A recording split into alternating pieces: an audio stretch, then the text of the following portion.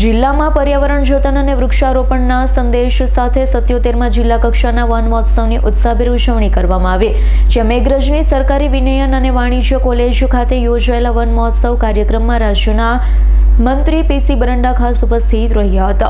મંત્રી શ્રીની સાથે અરવલ્લી જિલ્લા પોલીસ વડા, જિલ્લા ભાજપ પ્રમુખ તેમજ સ્થાનિક આગેવાનોએ પણ હાજરી આપી હતી.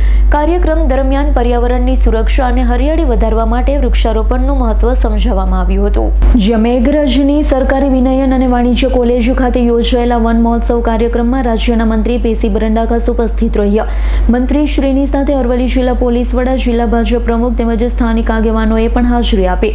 કાર્યક્રમ દરમિયાન પર્યાવરણની સુરક્ષા અને હરિયાળી વધારવા માટે વૃક્ષારોપણનું મહત્વ સમજાવવામાં આવ્યું. આ પ્રસંગે મોટી સંખ્યામાં ગ્રામજનો, નગરજનો અને કોલેજના વિદ્યાર્થીઓ ઉત્સાહભેર જોડાયા. ઉપસ્થિત તમામ મહાનુભાવો દ્વારા કોલેજ કેમ્પસમાં છોડ વાવી એક પેડ માં કે નામ અને હરિયાળા ગુજરાતનો સંદેશ આપવામાં આવ્યો છે. આજે અરવલ્લી જિલ્લાનો વન મહોત્સવ મેઘરજ ખાતે ઉજવવામાં આવ્યો. એમાં તમામ પદાધિકારીઓ શું ઉપસ્થિત રહ્યા, વન વિભાગ ઉપસ્થિત રહ્યું, વહીવટી તંત્ર પણ ઉપસ્થિત રહ્યું અને મોટી સંખ્યામાં ગ્રામજનો, ભાઈઓ અને બહેનો ઉપસ્થિત રહ્યા.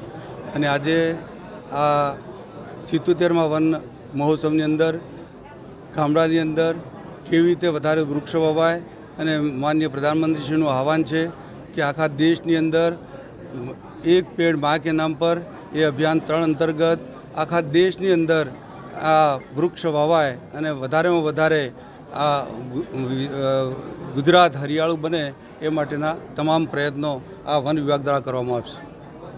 સાહેબ, અરવલ્લી જિલ્લો અલગ થયાના આજે 11 વર્ષ જેટલો સમય થયો છે, બરાબર. હજુ કેટલીક કચેરીઓ આપણી સાબરકાંઠા જિલ્લામાં છે, જેવી રીતે આજે જે વન વિભાગનો કાર્યક્રમ થઈ રહ્યો છે એની જ કચેરી આપણે ત્યાં નથી, પોલ્યુશન કંટ્રોલની નથી, ફ્રૂટ ડ્રગ્સની નથી. એક મંત્રી તરીકે મેં આ સરકારની અંદર જેટલી ઓફિસો આપણી જે અરવલ્લીની બાકી છે અને જે સાબરકાંઠામાં ચાલી રહી છે એના લગભગ 3-4 મહિનાની અંદર આ તમામ ઓફિસો આપણી અરવલ્લી જિલ્લામાં આવે એવા મેં પ્રયત્નો કર્યા છે અને ટૂંક સમયમાં તમામ ઓફિસો અહીંયા અરવલ્લી જિલ્લામાં આવી જશે. સાહેબ, જિલ્લા વહીવટીતંત્રના જે ઉપસ્થિત નહીં રહ્યા, આપે સ્ટેજ ઉપરથી કીધું, શું કહીશું આપ? આમાં આપ જોઈ રહ્યા છો આ જિલ્લા લેવલનો કાર્યક્રમ છે. વન વિભાગ અહીંયા ઉપસ્થિત છે. મેં પણ મારા સ્પીચમાં કીધું છે કે વહીવટીતંત્રનો ઉલ્લેખ કરેલો છે, પણ આમાં જે વિભાગનો કાર્યક્રમ છે તમામ વિભાગના કર્મચારીઓ ઉપસ્થિત રહેલ છે.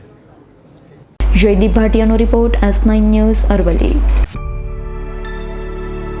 અમારી તમામ માહિતીથી અપડેટ રહેવા માટે જોડાયેલા રહો S9 ન્યૂઝ સાથે.